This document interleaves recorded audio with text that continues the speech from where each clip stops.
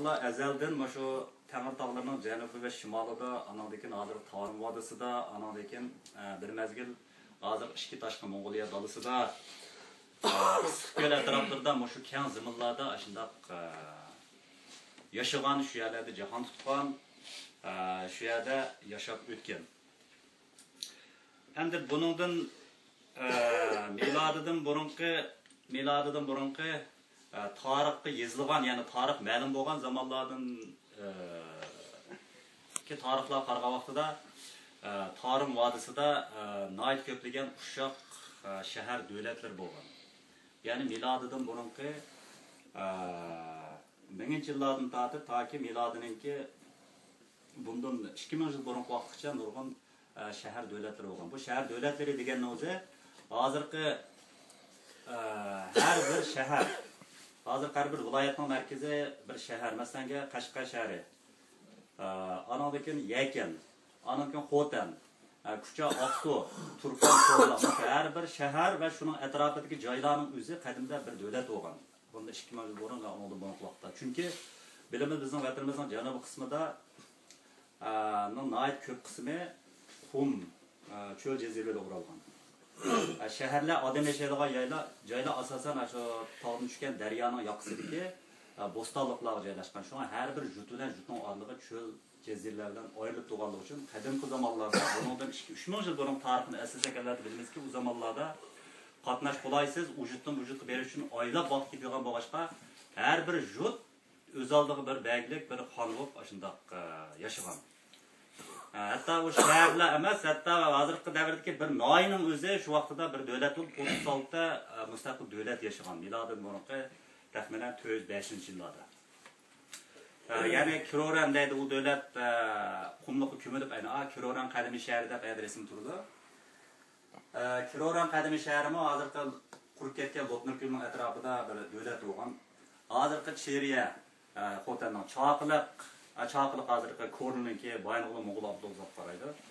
Aya turdu ana, xarita qarsanlar. Çərçən, Niye, Kiriye, Lot, Xotan, her bir şəhər ismi yazılған joylarning har birisi aşağı turibdi ana. Her birisi bir davlat bo'lgan shu bundan 2000 yil burun vatanda. Endi buningki birinchi qatimliq birlik kelib, butun vatanimizningki birlikkaga vaqt qachon desanglar bu miladidan burunqi 190 yillarga to'g'ri keldi. Biz oldingi birinchi qatimliq suhbatimizda Buyuk Hun imperiyasini so'zildik. Botir Tangriqning gapini qildik. Botir Tangriq miladidan 207-yilda taxtga o'tirib, miladidan burunqi 174-yilga hukm surgan. Bütün bu jarayonda, bütün bu hozirgi vatanimizni, anadagi hozirgi O'rta Osiyo tavasini, Ishki Taşqi Monqoliya va Xitoyning nurg'un yerlarini bosh qo'ygan. Demak, birinchi qatim bizning vatanimiz birlikkaga vaqtda milodidan burunqi 190-yillarga to'g'ri keldi. Hun imperiyasi vallahi albatta bizning ajdodimiz, qarindishimiz bo'lganligi uchun uni biz besib oldi demaymiz. Shular bilan birlikda bir davlat bo'lib yashadik deb qaraymiz. Hunlarning boshqarish davriga kirgan. Endi bular hunlar shu qatimda so'zlaganimizdek, ular nihoyatda qudratli, nihoyat kuchli bir davlat bo'lgan. Xitoylar hunlarga tankilanmaganligi uchun Sadichin sepilni 5000 chaqirimlik Sadichin sepilni so'qqan shu davrda. Ashuni to'sab qilish uchun. Endi bular yana shuningdami yana nima qilinmay milodidan burunqi 139-yili, 119-yili, 114-yili shu qatim Jongchan deydigan bir mashhur ishpiyun bor, bir xoin endi. Nima? Xitoyning jasusi. G'arbiy Xan sulolasi davrida bular kuchayishga boshlaydi. Xanvuda deydigan bir podshoh bo'lgan, bu uzun hukm surib, bu kuchayib ketgandan keyin bu Hollarni yiqitish uchun bu o'zi tankilanmay, shu birsi bizning vatandagi yerlik baglar burunqi podshohlarni kuch ko'tib, ularni o'ziga tortmoqchi bo'ldi. Ular ittifoq tuzib, Hollarga qarshi turmoqchi bo'ldi. Yana birsi hozirgi Farg'ona tavasida, O'zbekistonning Farg'ona tavasidagi qadim tashada xalqlar bo'lgan. Ular bilan anadagi hozir qozoqlarning ajdodlari bilan, ashular bilan ittifoq tuzib, Hollarga birlik qarshi turmoqchi bo'lib, ularga elchitida shu Jongchan degan jasusni evatdi. Milodidan burunqi 139. Evatganda bu jasus bizning vatanga kelayotgan vaqtida buni Hollarningki, shu bizningki vatanimiz tavasidagi amaldori bilib qilib, uni tutib olib, qamab qo'yib 10 yil aş yo'llarning orasida yashaydi bu. 10 yil yashaydi, buni o'ylab qo'ydi, necha bolalik bo'ldi. Endi bu bolalikmi bo'ldi, 10 yil o'tdi, balki bu endi o'zbekka bu bizga qo'shilib ketdi deb nazoratni kichkinadan bo'shash to'g'andan keyin bu qishib ketdi bu jasos. Endi mishayda mushu bir narsani esimizda tutsak bo'ladiki, bir endi ibrat biz uchun, gerçi Xitoy u bizning dushmanimiz bo'lsa-mu, ashaddiy dushmanimiz bo'lsa-mu, uniki ba'zi biz ugunadigan dushmanning ortiqchiligi bo'ladi. Endi mushu Xitoyninki, shu Xitoyning va Xitoyning ashunga o'xshagan ishlari jiq, endi bir biz ugunadigan tarafi o'zining hukumatiga, o'zining vazifasiga, o'zining millati va o'rtaga ashaddiy sodiqligi bu bir biz ugunadigan bir taraf. Ana shuni qarasak, 10 yil yo'llarning orasida yashab, yo'llarni o'ylanib, balavoqlik bo'lib bo'lgandan keyin yana shu o'zining kelib topshirgan vazifasini unutmay, yana qochdi bu. Bolalarini tashlab. Keçib, yana qaytılashdan shu vazifasini ado qilish uchun butun bizning vatanning shu nimadan boshlab, Qumuldan boshlab, charchan chaqiliq, niyaki o'sha yerlar shundan menib, Farg'ona tarafga yetdi. Mana oylinib keldi. Bütün bu yerdagi ma'lumotlarga egan. Ne ma'lumot bu yerda qanday shaharlar va nechilik odam yashaydi, qanchalik askari va mushularni egallaydi, shularniki amaldor beglar bilan ko'rishib, ash yo'llarga qarshi bir ittifoq tuzmoqchi bo'ladi. Ammo bu qatim muvaffaqiyat qozonolmaydi. Ammo ma'lumot egallab ish ko'rib qo'ydi. Ikkinchi qatimda 10 yildan keyin yana bir qatim keladi.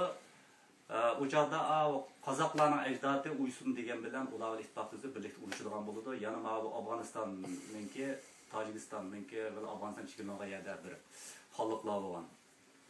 Ular bilan ittifoq tuzib qaytadi.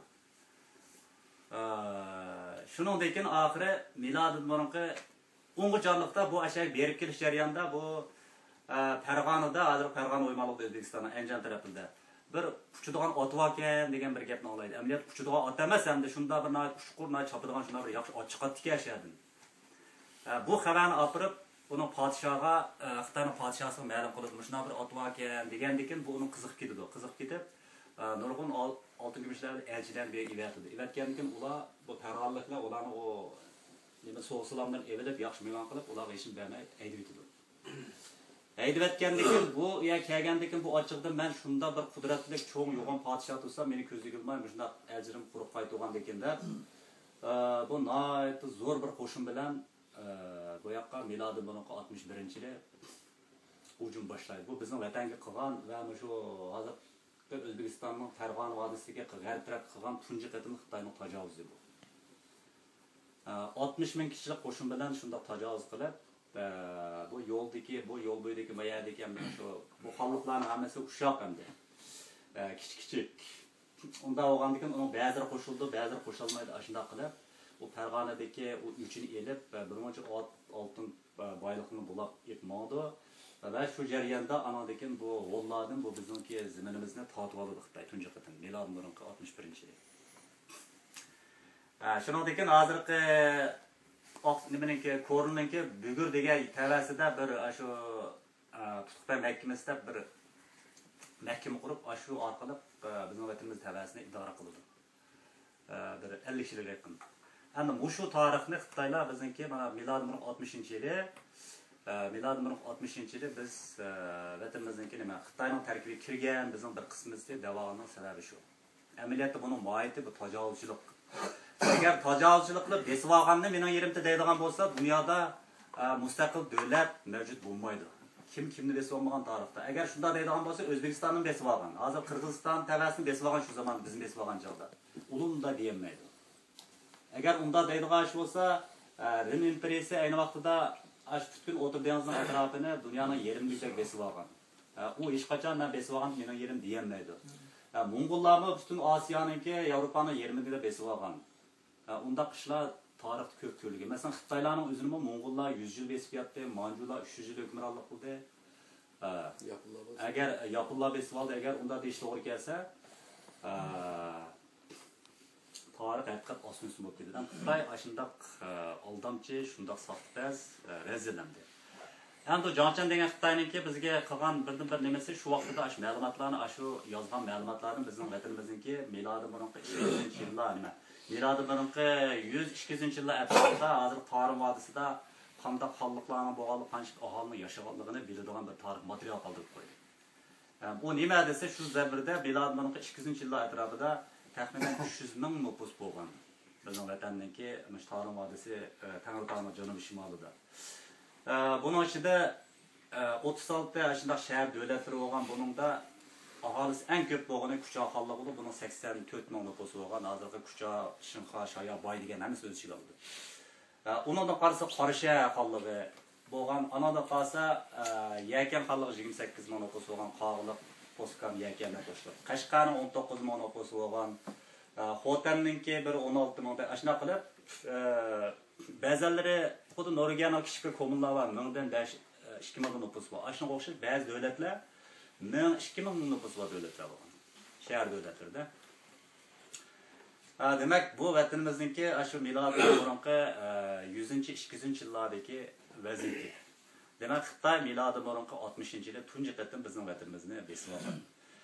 Lekin aradan taxminan bir 50-60 yillar, 60-70 yillar o'tgandan keyin Xitoy ojizlashib, o G'arbiy Xan sulolasi o yiqilib, Sharq Xan sulolasiga maydonga Xitoyning o'zi ichidan qalaymaqon bo'lib, terbiran bo'lib ketib, yana bu nemimiz, bu xonliqlar vatanimiz har qaysi davlatlar, kichik xonliqlar o'z oldiga mustaqilligini ishga oshirdi. Ularning sal cho'nglari kichiklarini qo'shib olib, bu xonliqlarning soni bir nechaga ozaydi. Demak, Xitoyning tajovuzi oyoqlashdi. Ondan keyin ikkinchi qatimliq tajovuz qachon desa, bu Xitoyning Tang sulolasi vaqti, ya'ni milodi nima? Milodi 620-yillar to'g'ri keladi. Tang sulolasi Xitoydan aytdi, qudrat topgan bir xonliq bo'lib, bu 600-yillarninki o'tirlarda vatanimiz ikkinchi qatim tajovuz besib olgan. U besib olganda yolg'iz bizning vatanimiz Sharq Turkiston emas, hozirgi Qozog'iston tavasini, Qirg'iziston tavasini, hozirgi O'zbekistonning Farg'ona vodiyasini, Afg'oniston, Tojikistonning bir qismini besib olgan. Endi bu besbilib taxminan 100 yil yaqin davom qilgandan keyin 750-yili bilimiz arablar musulmon qo'shinlari O'rta Osiyoga safar qildi. Hujum boshladi. Shuna bilan 750-yilgacha o'g'irlikda hozir Samarqand, Buxoro butun bu atroflarni arab qo'shinlari, islom qo'shinlari uyalarini egallab, bu xalqlar paydin-pay musulmon bo'lib, oxiri Xitoyning bu yerdagi qo'shinlari bilan to'qinishib, 750-yili mushu hozirgi Qirg'iziston va Qozog'istonning chegarasi atrofidagi Talas bir atrofida noyat shiddatli jang bo'lib, Xitoylar uzli kesim mag'lub bo'lib berdi. Xitoyning qo'shinlari yengilgandan keyin shu chekinigancha anat asosida bizning vatanimizdan bu chekinish majbur bo'ldi. Bu ikkinchi qatimli Xitoyningki mustamlikasining oxirlashishi. Undan keyingi voqealarda bilimiz ikki tashqi Mongoliya davlatida Urxun Uyg'ur xonligi qurildi. Andan keyin u bizning vatan Urxun Uyg'ur xonligiga keyin Turkish xonligi qaradi. Undan keyin Qoraxonlar xonligi vatanimizning o'zida qurildi. Şimal tarafı İdukut xonligi, Turpan tarafı İdukut xonligi qurildi. 1214-yilga kelganda andan keyin Mongollar tajovuz qilib kelib, Mongollar besib oldi.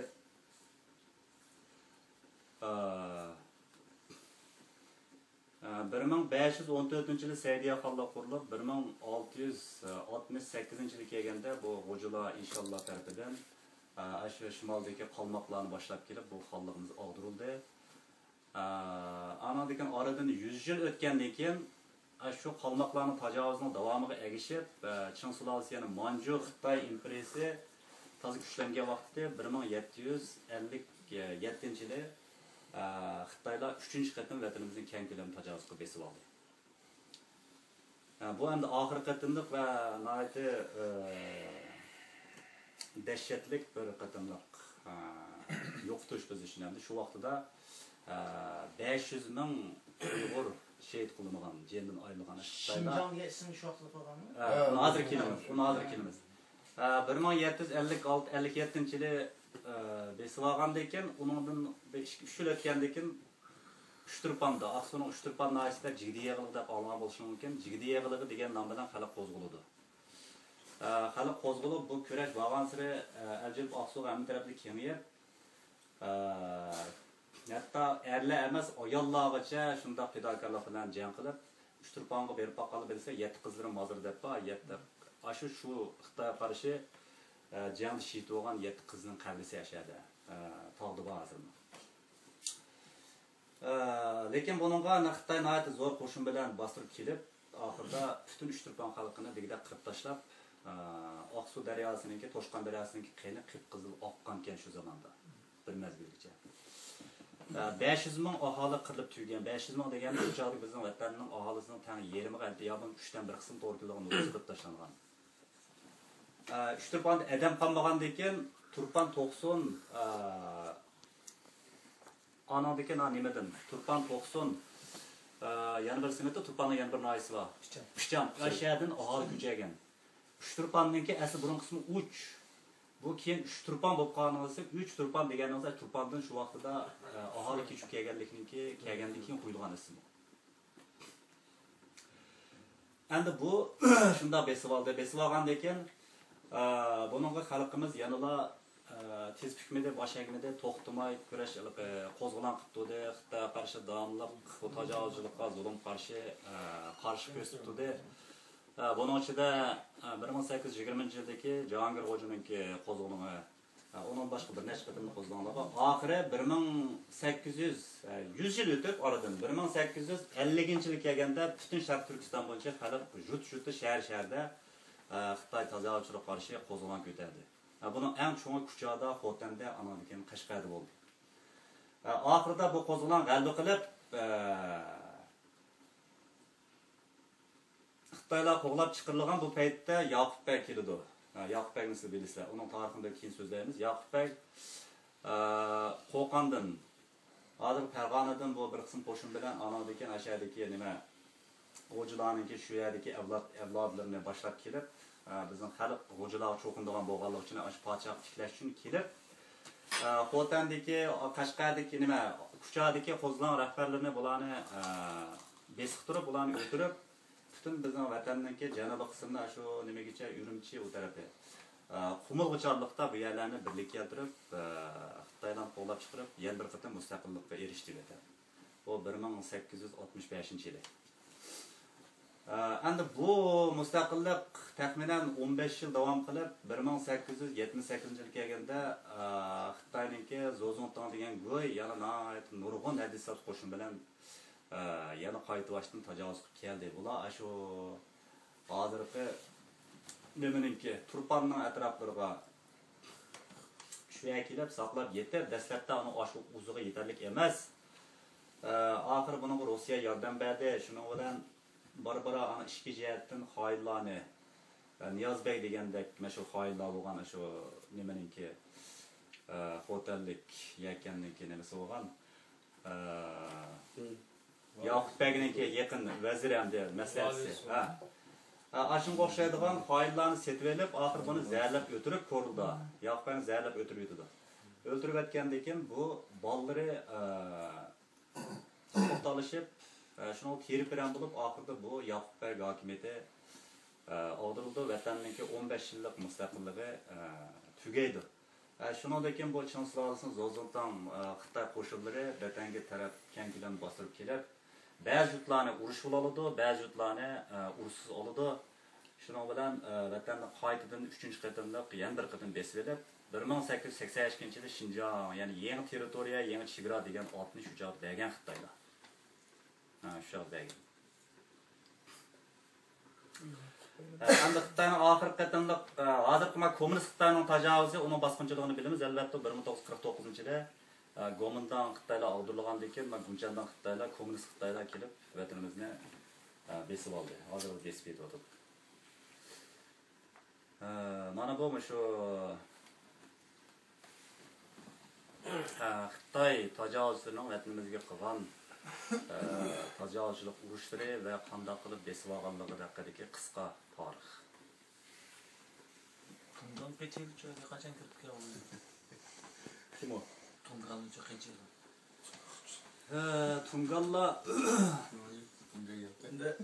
Tungallarninki qachondan boshlab kirganligi aniq nima yo'q. Ammo Tungallarninki shu Tungallarning gipi shu nimaning vaqtidan boshlab, shu o'tgan asrning 19-yilning boshidan boshlab paydo bo'lishga boshlaydi.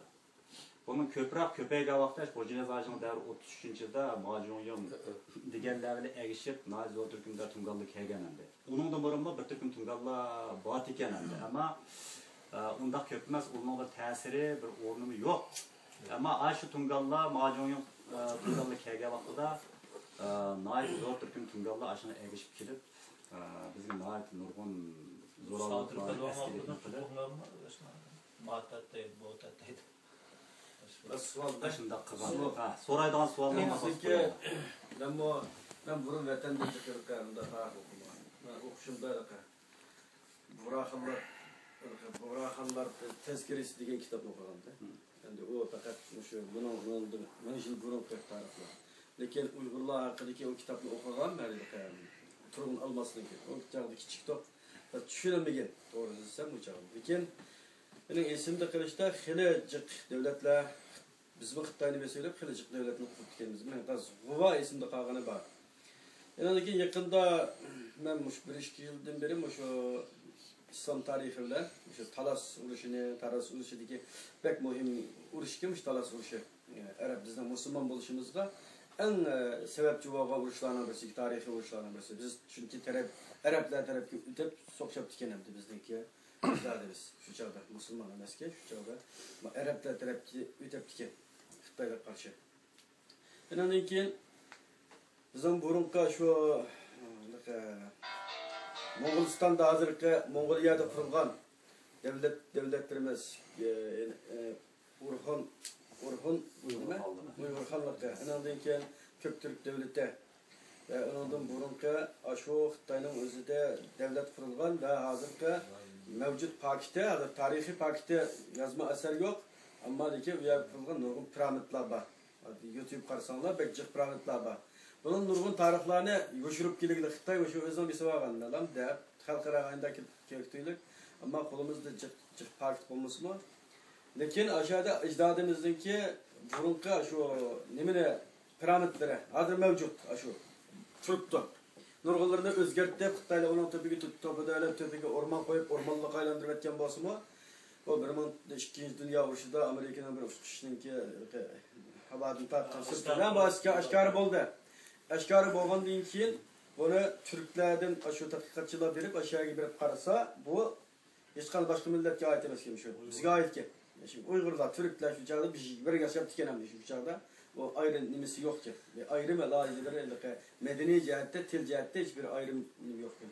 Ammo shu yerda yashayotganlikka bo'rninki, beshi, ayninki nimasi yulduzlarning rasmi degandek Türkiye milletlerine bizge ait bunun da eserler çıkan boğalık için bunu en bulağa haklık bolsa, miras bolsa Uygurlar mirasçı bununla diyen nersin Türkler itiraf kılmış yakında. Tadqiqatçı verdi, məxsus tadqiqatçı. Endi bizler biz zaten Xitoyda bu nimene zaten şu bir davamlılık şu bir savağanlık doğrusu bizde. Zaten davamlılık bu tarih söyleyden şu çetel biz çıkandan ki şu bizim Xitoyda bir savağanlığımız tabii. Birinci ispatı bunun şu Seddiçin sepilini zaten bizden korkap sokkan. İkinci şu resmi nimesi bunun paketi hazırki piramitler bizge ait piramitler, bizge ve piramitler. Hem üçüncü nimesi bizim şu Mongoliya tarafında yaşayan bizimki şu hazır Gansu degen gepken ya bunundaki şu Xitoyninki işinden ama şu bastırıp ya bizim ajdadlarımız şu Xitoyning işideki padişahlarına isyan qilganlar bastırıp məxsus onundan puldan keybet nimesi degandek ularni besilib aşağıda məxsus qilgan devletlerimiz var ki. Mening demekçi bo'lganim shular to'g'risida bizniki zaroyi jihatdan jiq izlab ketgan qarab. Biz de şu bizga mumkin qadar meniki hem sualning tarixida hozir imkon bo'lsa, hozir shular savollarga javob bersin. Ben bo'lmay qolib qolsa, mush to'g'risida bir izlanib, materiallar ya bizning tarixchilar bor-da. Ulardan aloqa turib Muşallah to'g'risida qisqacha maqola bir narsa iletib bergan bo'lsa, shu yoki bizning ma'lumot bo'lsa, bizning Xitoyni besilib ajdodimiz yaşayan tarixlarni o'rganish eng muhim deb qarayman men. Biz uchun elib aytganda bizning Xitoyni besivlib yashagan, hatto Xitoyning qo'rqab shu zada setichil sepildim qilganligi shu parametrlarningki sir hozir şey ichilmaydi. Mushular to'g'risida hozir ma'lumot bo'lsa, hozir endi vaqt qatsa qisqacha. Bu misol shuning to'g'risida tafsili shunga to'xtalishni talab qildim. Turg'unjonninki so'zim tushgandan yaxshi so'z bo'ldi. Oldingi suhbatimizda, yig'ilishimizda mana shu dal shu to'g'riliq, ya'ni bizning tarix qurgan mustaqil davlatlarimiz, bizningki xonadonliklarimizningki tarixini qisqa yo'ritib o'tdik. Shunda shu G'ullardan boshlab turib, qadimgi nima, G'ul imperatorligi, cho'ktirib qolligi, hozir ishki tashqi Mong'oliya davlatida yashagan. Urxun Uyg'ur xonligi, hozirgi Gansu tavasida qurilgan Ganju Uyg'ur xonligi, Iduq Uyg'ur xonligi, Aradagi Qoraxonlar sulolasi, shularning hammasini bir qo'r sanab o'tdik. Shu jarayonni xuddi hozir Turg'unjon degan shu gaplarni yana G'ullarning Xitoylarga qanchalik cho'ng tahdid qilganligini, Xitoylarning qanchalik buzak etganligini, Xitoylarning tankilanmay sadiji sepini so'qqanligini, jillig'i qanchalik qizlarni tovar durdurlarni seriq sifatida to'lashga majbur bo'lganligini, anandekin 800-yillarda, 740-yildan 850-yilgacha hukm surgan Uyg'ur nimadagi Urxun Uyg'ur xonligining davrida qanchalik kuchlanganligimizni, Tang sulolasininki ichki yig'ilishini qoldirib, Xitoylarniki bu hokimiyat saqlab yordam mush tarixlarning hammasini deb o'tdik. Endi maqatim men bir tema ustida aytib qo'yishimning sababi Xitoylarniki bizga ashuni singdirib keldi. Azaldan bir qismi bizningki deb. Ashuning safsatda buni yolg'on ekanligini, birlik keltirdik deganning tajovuz qilib besib olgan ekanligini bir eslatib qo'yish. Endi biz halqa Xitoy hamisha yolg'onchilik qiladi. Besib olgan bo'lsa birlik keltirdim deydi. Besib olganni bu meningki deydi. Yo'q tarixni o'ydiradi. Endi biz ham Xitoy besib olgan bo'lsa, uni besib olgan deb, uni biz haq bo'lgan narsani bor deb uni bilishimiz kerak. Bizningki bo'lganlarni, bizning besib olganimizni, bizning qudrat topganimizni uni rosti bilan shunday bildirishimiz kerak. Har ikkisini haqiqat bilan bir bilib qo'yganimizniki yomon. Agar bizmo Xitoydek o'zimizningki nima qilganimizni, o'zimizning kuchlanganini, o'zimizning mustaqil bo'lganini Xitoydan ustun turgan taraflarimizdan so'zlab, bizning ojiz qolgan yoki boshqalar tarafdan besilgan tarafni so'zimizsa, biz Xitoydek yolg'on cho'p qolgan bo'lamiz. Biz endi ani Turg'unjon degandagidek keyingi temalarimizda endi shu Qoraxonlar xonligini bir qatimda tema qilib, qadim Uyg'ur xonligini bir tema qilib, Saydiya Uyg'ur xonligini tema qilib, buni keyin qatimliqlarda ayrim-ayrimdan ashlab nima qilamiz. Bunga yetarlik materiallar bor. U bizningki nimamiz haqida boshqa olimlar yoki tadqiqotchilarga murojaat qilishimiz uchun kitoblar bor, materiallar bor, hammasi yetarlik bor. Bu tarixda yozilgan, xotirib qoldirilgan narsalar. Ammo dastlabki mazgil gapdan oldi. Meniki dastlabki mazgilda manda qanaqa manda tevlan tanlashim, bu yerda o'taqalning ba'zanlari tarixni o'qigan, bir qadar yaxshi bildiganlar, menda yaxshi bildiganlar bo'lishi mumkin. Ba'zanlar normal bilsa, ba'zanlar faqat bilmaydiganlar bo'lishi mumkin. Umumiy tariximiz haqida qisqa umumiylik bir tushuncha berib, bu bizning tarix nima ekan degan narsani anadikin har bir davrdagi xonliqlarimiz haqida, har bir davrdagi mashhur shaxslar, anadikin madaniyatimizningki namoyandalari haqida ayrim-ayrim misollarda tafsirot to'playlik deb men shuni uyg'un ko'rdim. Masalan, keyingi qatimda keyingi temada men manda nima qilmoqchida. Endi biz nima bo'lib, nima tufaylidan endi mana shundaq bugungi shum taqdirga, bugungi mush echinish taqdirga mubtalo bo'ldik. Gerçi Xitoylar besibapti yoki shu ondan burun qolmoqlar besibapti. Nima uchun ular bizni besib oladi? Burun shunda qudratli bo'ldik, keyin nima uchun ojizlab aşağıga tushib qoldik? Buning sabablari haqida endi har turli buni endi hammamizni shu isimiz bilgandan boshlab o'ylantirib o'tgan masala. Endi bununki yakın zamanlardan keyin biz bildik, bununki asosliq nemische shu so'pilik va tasavvuf islomda bosh ko'targan so'pilik va tasavvuf insonlarni hayotdan, tirikchilikdan, yaxshilikdan islomni haqiqiy mohiyatini jiroqlashtirib, faqirlikqa, ojizlikqa ashuna boshlaydigan, so'pilikqa boshlaydigan bid'at ashunda yo'lni islom dunyosi bosh ko'tarishi, O'rta Osiyoda uning avj olishi, vatanda buningki oxirida butun millat va jamiyatga ta'sir qilib, mustaqil xalqlarimiz og'dirib bizni shu echinchi tagir mutlaq qilganligi va buning ashaddiy vakili va bosh jinoyatchisi shu so'pilar va uningki boshlig'i oppa o'ldirganligi va buning kim ekanligi haqida keyingi qismda to'g'riliq to'xtalmoqchi biz. Endi ya boshqalarning ham qanday so'raydigan savol bor, qanday fikrlari bor. Mena so'radim, shunisi, shu piramidlar to'g'risida kelib ma'lumotlar hozir yo'qmi? Men piramidlar to'g'riliqmi, men shu chiqqan bir materialni ko'rdim, ashadin hozirgi Xitoyniki shu Sanshi hozirgi Sanshi shu nimaniki Shiyanninki atroflari shu doiralardan ashundaq yarastidan nimadan ko'milib qolgan piramidlar tepilgan. Bunun asar etiklar tepilibdi.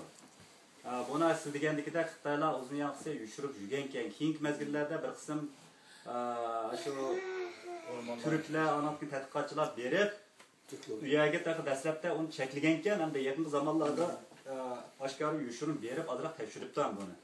Tekshirib qolsa, u yerdagi asoratlar shu qadimgi asosan shu ko'kturuq xonligi va uningdan burun va u davrdagi xotirlar ekan.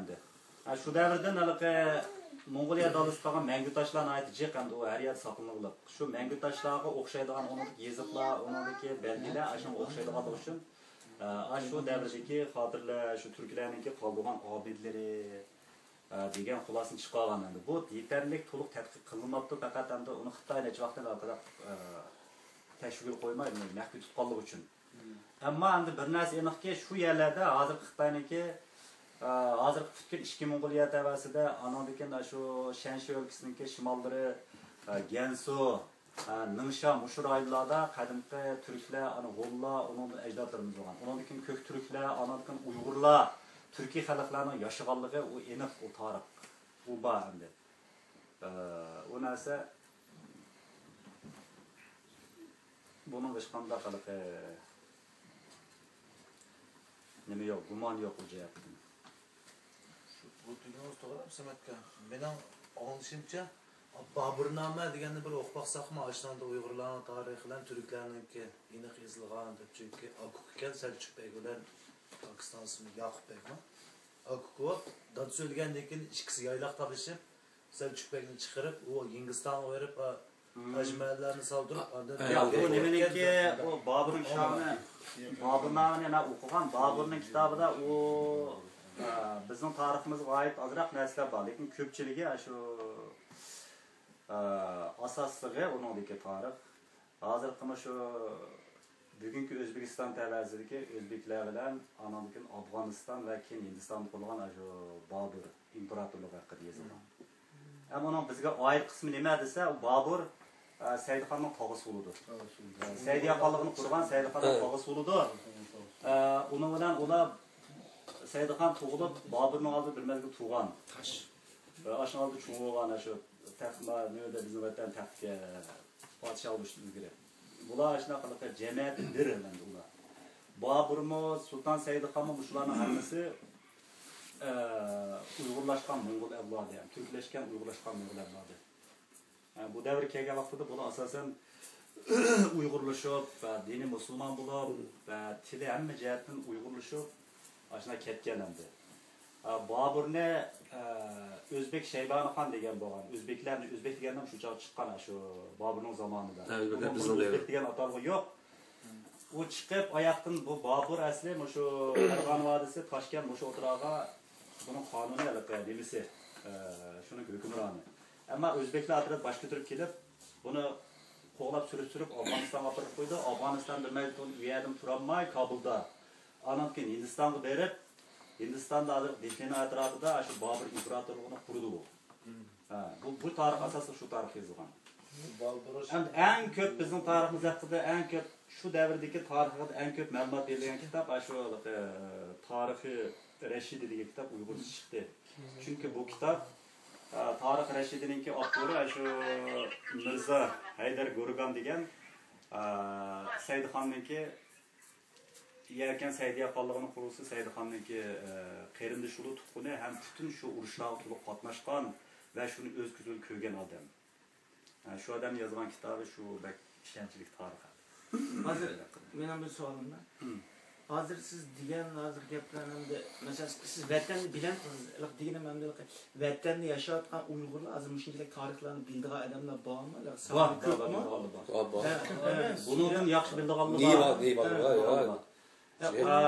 Qaysi kitobni mesela degan gapdimiz. Mesela qaysi kitobda bo'lsa deb bersangiz mesela bilmagan bolalar o'qib, mesela ma kitobni o'qisanlar bo'ladi. Yani bu kitoblarni to'g'ri. Bu kitoblarni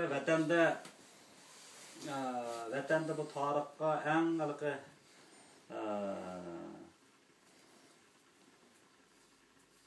Mamtiman Bug'roning Sharq Turkiston tarixi degan kitob bor.